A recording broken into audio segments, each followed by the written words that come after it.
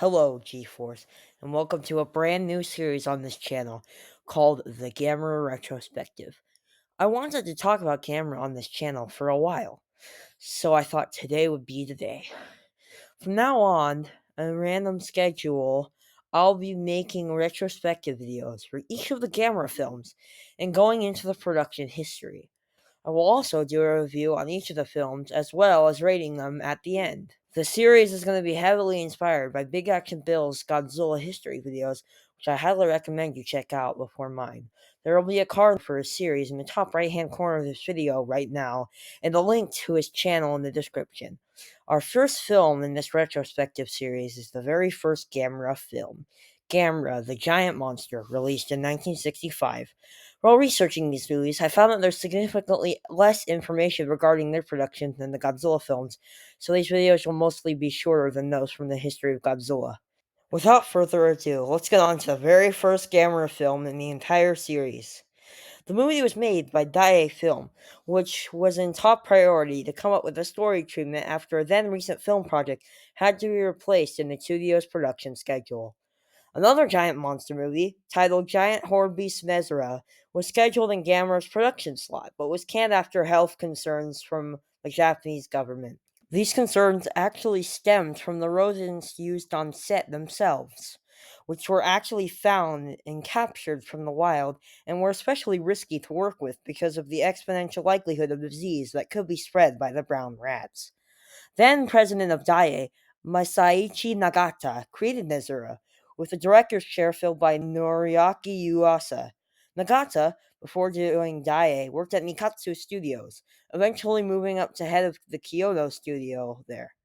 I actually found an image of him holding an Oscar trophy, and later found he was present at the 27th Academy Awards, where his crew won an honorary Oscar for Best Foreign Film for 1953's The Gates of Hell, the first ever Japanese film in color to have a theatrical run internationally. He also was inducted in the Japanese Baseball Hall of Fame in 1988 because of his contributions to the formation of Japan's Pacific League. Apparently, around the time of making Gamera, Japanese movie studios often owned baseball teams. Moving on. Nezuro was inspired by the success of Alfred Hitchcock's 1963 classic, The Birds, and the kaiju boom of the time, which led to the titular animals being giant-sized. There's actually a crowd-funded dramatized documentary based on the production of Giant Horde Beast Nezura, titled Nezura 1964, which came out in 2020 amidst the pandemic. It seems health concerns followed these giant rats into the next millennium as well. Once the project was shelved, Masaichi Nagata was still determined to create another giant monster movie to capitalize on the boom of Kaiju Eiga, but had one particular kaiju in mind.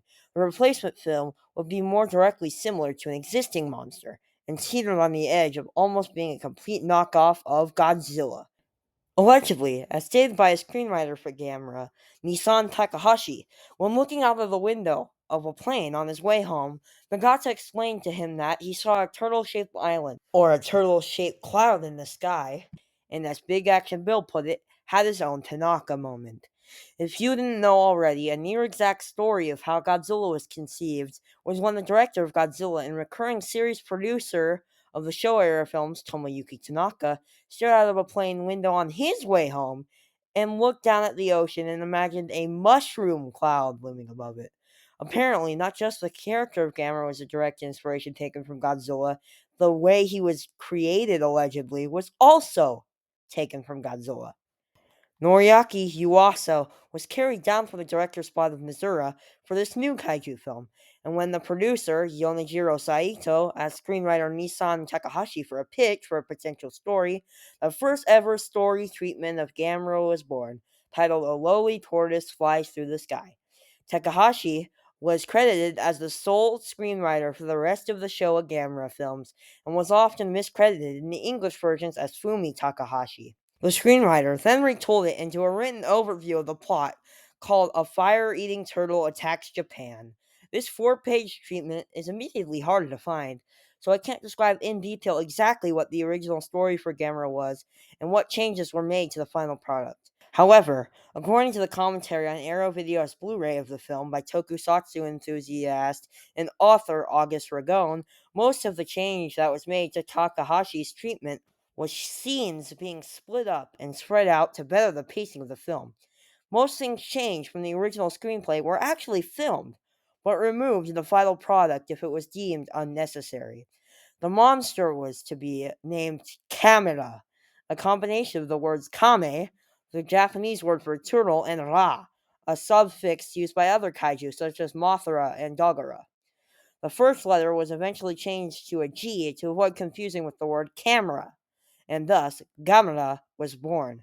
I don't know why they used a G, but I always like to imagine they wanted to capitalize on the big G a little bit more.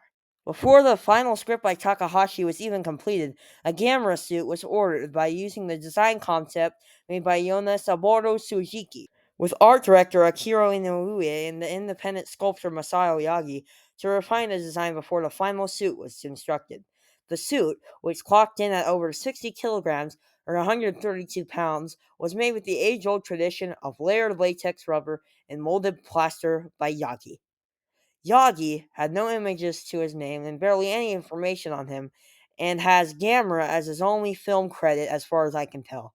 He built the suit with guidance for Toho art consultants as well as his own father. I guess he had valuable connections in the industry. Yasuboru Tsuzuki is the special effects director for Gamera the Giant Monster. Tsuzuki also helmed the special effects for another Daiei sci-fi film, 1956's A Warning from Space. This was his only Gamera outing, unless you count the stock footage in the glorified clip show Gamera Super Monster from 1980. The effects looked pretty okay for the time, but it was a far cry from Toho's kaiju output, mainly due to a brief production schedule and tight budget. The budget for Gamera could have been more forgiving on the creative team, but so much money was already lost because of the heavy portions of the budget already dished out for the cancelled Nezura. This budget cut was also apparent because of the film's black and white shoot, which was done because color film at the time was too expensive for their budget. The official budget for the movie was 40 million yen, approximately $275,000 USD with today's inflation. But even Yuasa himself said that it was still over budget. Production troubles were far more than just outdated equipment and a minuscule shooting schedule. Several times during the shoot, the lights would flicker out, causing delays in production. A flying camera prop pyrotechnics fried a wire system that it was attached to, causing it to fall into the soundstage floor, delaying SFX filming even more. The biggest delay, however, was a disastrous incident that occurred when preparing to film for the Arctic sequences towards the beginning of the film. It was discovered that the ice had melted, flooding the studio and halting the entire production for a grand total of 3 days, while the water was removed and sets dried up. Nevertheless, the still determined director Yuasa pressed on through production troubles, a problem which his own crew often criticized heavily. Super Riot Productions, a company created by special effects maestro of the Golden Age of Godzilla, Eiji Tsuburaya, as well as the studio behind Ultra Q and Ultraman very soon afterwards, was thought to be brought on board to wrap production more efficiently. Yuasa did not want to and continued bearing through the criticism, now starting to take shape from the higher-ups at Daiei, who thought Gamera would never be anywhere close to Godzilla's legacy. They would only be half right, as Gamera would always be second fiddle to Japan's biggest monstar, but would still be a surprise hit with Japanese audiences. On November 28, 1966, Gamera, the Giant Monster, would open to Japanese audiences as a double feature with New Kuramu Tengu, The Battle of Gojo Hill, and would do well enough to greenlight a direct sequel nearly immediately afterwards with almost double the budget. Critical reception was never good, but it's something you should get used to for Gamera more than you would the Big G. Now it's time to see if Gamera, the giant monster, has anything as interesting about it as the first Godzilla to bring to the table. This is my first time watching the original Japanese cut, not the American re-edit, Gamera the Invincible by Harris Associates and World Enterprises Corporation, which we will briefly talk about later. The movie opens with planes streaking across the sky, which is a matte painting, a common practice for backgrounds in kaiju films. We see our main trio of players arriving in the Arctic. The Antarctic set used in this film is extremely impressive and pristine. Akira Inoue completely knocked it out of the park. Too bad it was such a hassle for the crew. We meet the chief of the Eskimo village as emerging out of the igloo is a familiar face for eagle-eyed kaiju fans, Yoshuiu Yoshida, who played Gohei the fisherman in Yoshimitsu Banno's oddball Godzilla vs. Hedorah, and was a fairly well-known character actor at the time. We then cut to a planes flying overhead, to which Yoshida's chief gets angry at the sight of war. This film has a very political edge, which is actually a characteristic of very other Daiei films at the time. It explicitly states the Cold War by name. It's important to note that just 3 years before, the Cuban Missile Crisis was in the public conscience for the first time. And in 1964 and 65, Vietnam tensions were starting to rise before peaking in 1968. A boat slices through ice, revealed to be the Chidori Maru, which takes notice of the planes nearby and radios a military base. There was actually American actors in the Japanese version who are very clearly not actors and are just people they pulled out of a military base, which is 100% fact. Their talent is non existent, but the Japanese public did not speak English, and therefore did not distinguish what is considered good in America. That's not their fault. Their line delivery is painfully slow, especially the commander, and they were most likely reading lines off of the paper with the message. Just listen to how slow it is. There's an unidentified aircraft flying on course 84.27 degrees north latitude and 176.58 degrees east longitude. Intercept and escort it to the base. If it resists, shoot it down. A missile strike causes a crash into the Arctic by the plane. The plane just happened to be carrying nuclear weapons, and as the plane crashes, the bomb goes off. Unrealistically, our main characters do not seem to be affected by it, and don't even get hit by a shockwave, even though they're close enough to be caught in it. This breaks my immersion, but only for a second until a highly detailed matte painting of a mushroom cloud is shown. We get our first character in production, a reporter named Aogi, who wants to get the next big story. The reporter type is a kaiju film staple, and almost every 60s kaiju movie I've ever seen has had one. The ice begins to crack open, revealing Gamera, who bursts free and lets out a roar, which people have speculated as a mixture of elephant roars and a trumpet, and some say also a squeaking window. It was never confirmed. Nonetheless, it's an extremely haunting roar.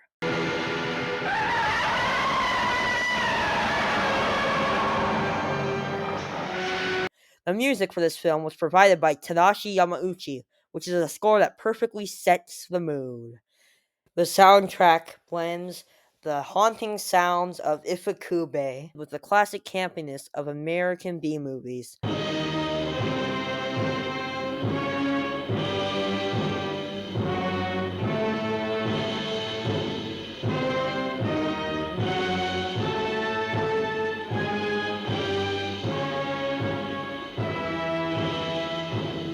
After the opening credits roll, we meet Dr. Hidaka, played by Eiji Funakoshi, who is best known for his leading role in Fire on the Plains from 1959, a World War II drama.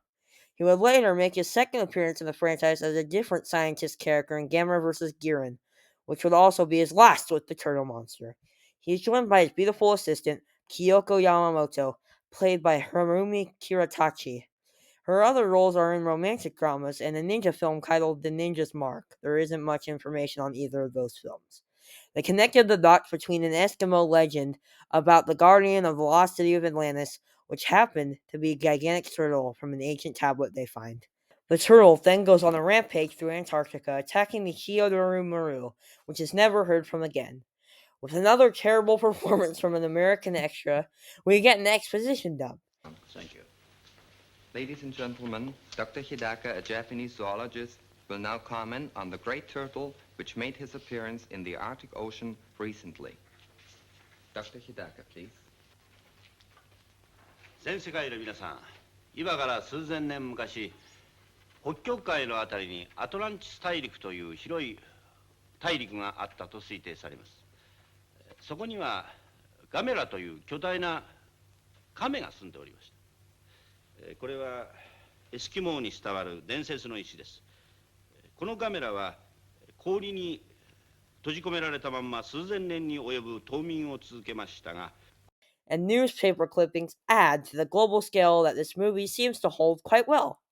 A UFO is spotted above a village and is revealed to have been sighted many more times across the world. There's this very awkward scene that follows inside of a plane where the tone of the trio's dialogue switches between mournful and humorous, which comes off as very sloppily written. ドニマルには8人のキャメラマンが乗り込んでいたから、くじに外れた7人が北極海の木造になったというわけか。そうなんです。あのくじは生命のかかった運命のくじだったんですよ。果てしない氷の平原で犬ぞりや車で走ってた方がスカッとするからね。しかしカメラマンたちの本心は、京子さん、あなたと旅を続けたかったからなんですよ。え？結果的には僕は命拾いしたんですからね。京子さん、京子さんは僕にとって運命の女神なんですよ。そんな。いやいや、僕の偽らざる本心ですよ。Later, in Sagami Bay, we meet the infamous child character of the film, Toshio, played by Yoshiro Uchida. Uchida's other credits include a movie adaptation of a tokusatsu from the 50s and 1981's Moonlight Masked Rider, aka Gecko Kamen. It has nothing to do with Kamen Rider. He was also in 2018's remake of The Great Buddha Arrival. Toshio is a kid who's obsessed with turtles and has recently lost his pet turtle, Pee-wee. When Gamera attacks and saves him from falling to his death, he thinks that the kaiju saved him because Gamera is this long-lost turtle turned giant. Toshio is pretty stupid in this film, as the turtle couldn't get from Sagami Bay to Antarctica in that amount of time. He's also oblivious to Gamera during his first appearance there. Gamera is literally just staring right at him and he doesn't even flinch. We will eventually find out why he is unfazed in dangerous situations to an extreme towards the end. The 1966 English dub infamously dubbed him Kenny, which one of my favorite comedy shows, Mystery Science Theater 3000, took and stretched it into a running gag throughout the episode. I often call all kids from all kaiju films Kennys thanks to them. Brandon Tennant ingrained that one into my brain as well. The effects in this attack are pretty good, but in some shots appear extremely cheap, especially the compositing ones. This attack also has similarities with the film that inspired Godzilla, Ray Harryhausen's The Beast from 20,000 Fathoms from 1953, in which the Rhedosaurus attacks a lighthouse, just like Gamera does. On the way back from their awkward plane trip, Ayagi, Dr. Hidaka, and Kyoko discover Gamera's trajectory is on course to a nuclear power plant and tag along with the military. They try to thwart Gamera's attack using high-tension wires, another obvious comparison to 1954's Godzilla, but they fail. He makes it to the plant, and mass panic ensues with the military, panicked about what in the world to do. The stakes are really high, and it's really tense to watch. We are introduced to the more typical-looking sci-fi scientist, Dr. Murase, played by Jun Hamamura. Hamamura had roles in two Ultraman seasons, 1971's Return of Ultraman and 1973's Ultraman Taro. He also played a character in Kamen Rider Amazon in 1975 and played a role in Daigoro vs. Goliath, a Toho kaiju movie from 1972. Tensions slow down as Doctor comes up with the plan to blast Gamera with missiles so he'll become immobile after he lands on his back, like a regular turtle. The plan seems to have worked, but suddenly, Gamera's final power is revealed to the world.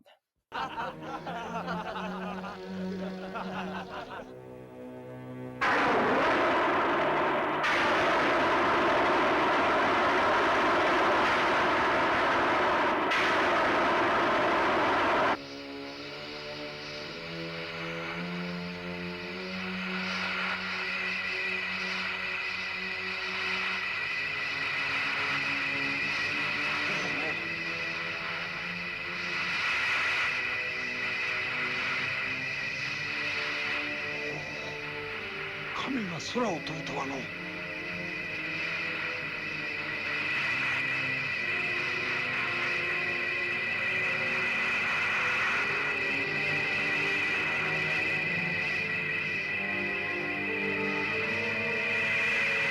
He flies. Although most of you know that by now, if you have no knowledge of this ability before, the build-up actually works pretty well to make the flight ability a real surprise.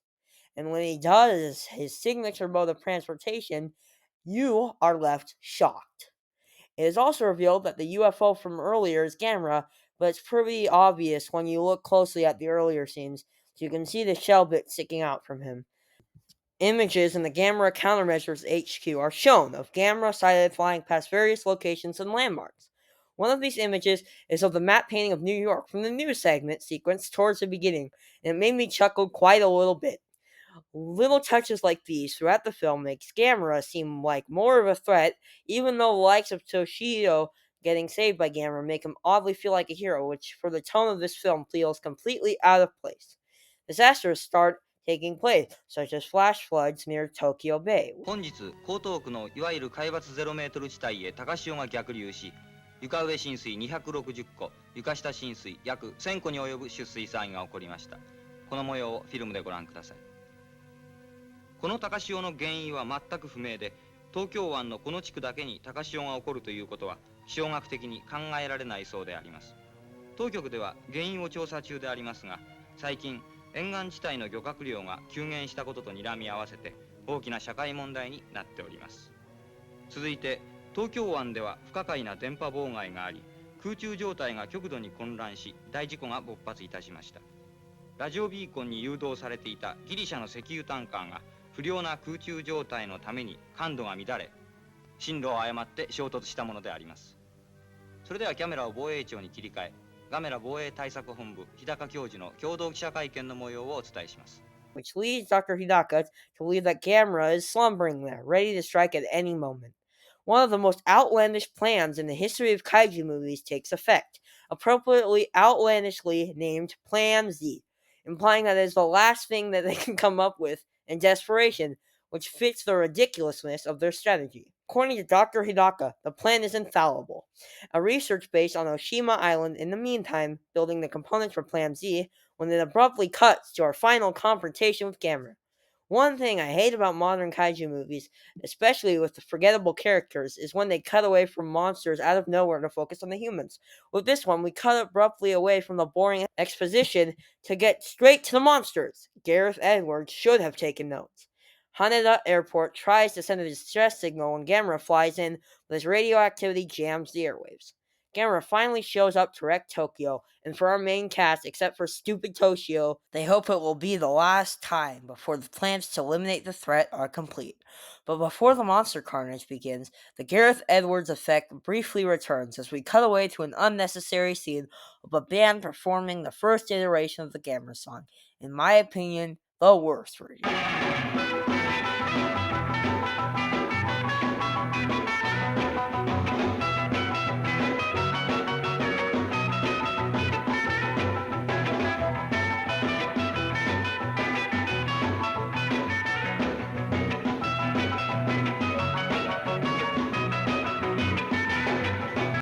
The English dubs version is much better with Wes Farrell of the Partridge Family doing vocals. That is something I never thought would happen in the English release of a foreign kaiju movie, but it makes it all the more cool.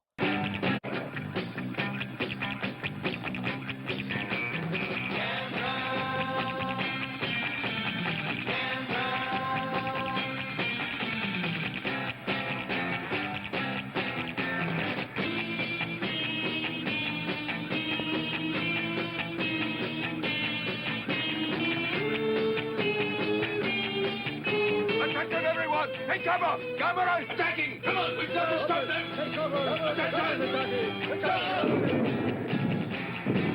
I used to be so stretched out at this scene because the band keeps playing even though Gamera is literally about to kill them. I was like, what is wrong with you? Start running. And it's even more infuriating when they are verbally told and they just keep ignoring it. What idiots. They eventually get what's coming to them. When they get killed, Gamera tears right through the building. Some of the compositing shots look way better here than earlier in the movie, with actual footage of Tokyo and traffic composited in front of Gamera and the miniature buildings which are on fire. Others look merely passable, with extras composited into the roofless miniature building. The miniatures are almost on par with Toho's, at least for the 1954 movie standards. In terms of 1960s Toho effects, they look less impressive. The pyrotechnics, especially for when he lands in the airport, look fantastic. I don't know why they got rid of Yoshinobu Tsuchiki for the rest of the films, as even with the smaller budget, most looks as good and sometimes even better than the following film. As camera marches towards Tokyo Tower, the cast looks out the window in horror. Without anybody saying anything, I feel more fear than when there are extras screaming in terror, and you really feel, if only for a moment, a bleak sense of hopelessness. There are a lot more scenes of buildings getting destroyed from the human perspective inside, which I think is something that if the original Godzilla did more of, it would be even better. There's really weird editing when Gamera shoots his plasma breath here. There's an edit to the film exposure to make the humans look like they're on fire, but it ends up looking more like an effect from Godzilla vs. Hedorah when Hedorah dissolves people into skeletons. Toshio, being the most incompetent child ever when it comes to safety, can't stop staring out a window during the evacuation, even when his mother urges him. He asks Gamera not to do anything bad, which clearly isn't necessary because he already destroyed half the city, so I think it's clearly too late to wish for that. Following that useless plea, aftermath shots reminiscent of Godzilla 1954 are shown, but the loud music takes away from the tragic undertones that would make the scenes work better.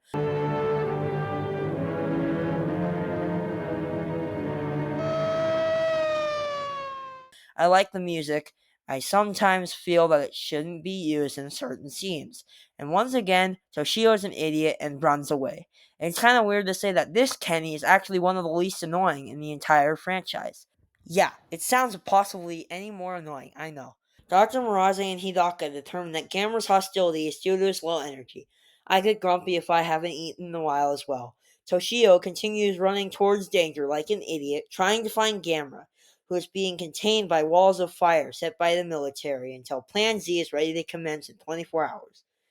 Toshio hides in between two oil trucks that are supposed to detonate, idiot, and also alerting his presence to the 200-foot fire turtle. What could go wrong?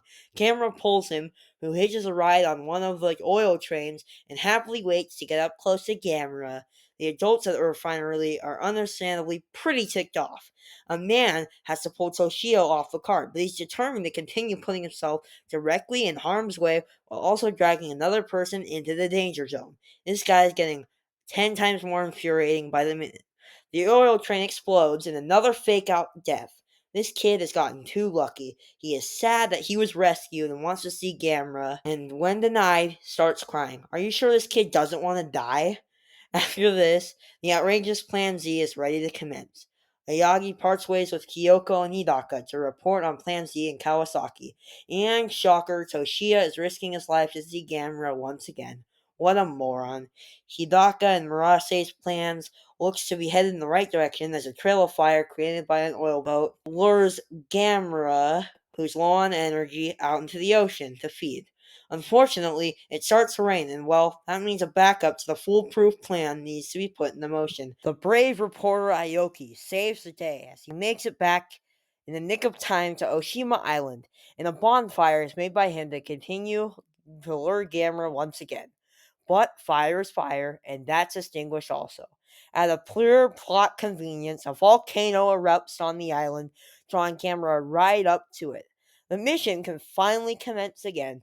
This ridiculousness finally is revealed in full as yes, Gamera is going to be contained and then shot into space by a rocket.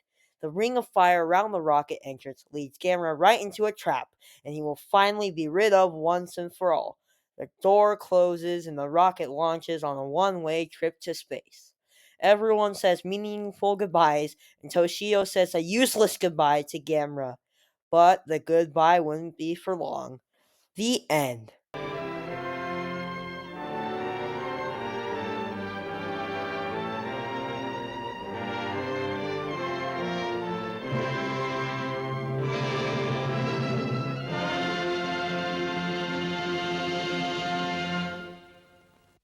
Overall, this movie is one of the better in the Showa era, mainly because of the more serious tone of the film, with only slight hints of family movie spliced in.